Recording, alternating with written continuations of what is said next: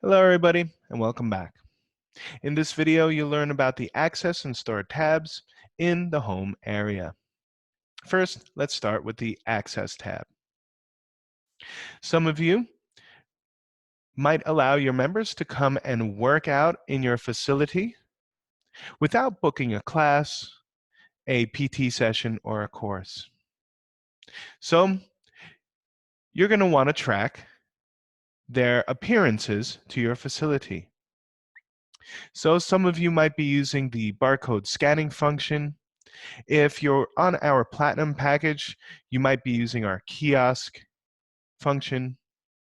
To learn more about either of these functions, make sure to watch the course on access monitoring.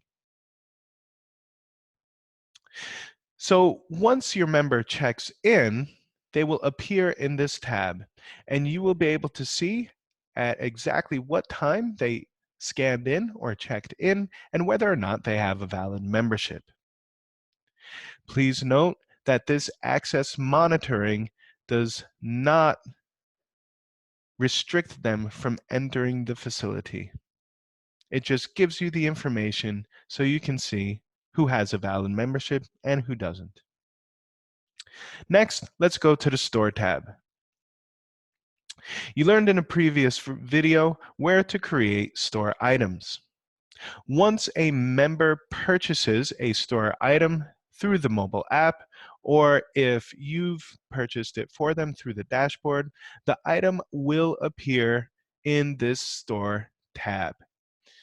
If they have purchased the item through the mobile app, the item would not have been collected.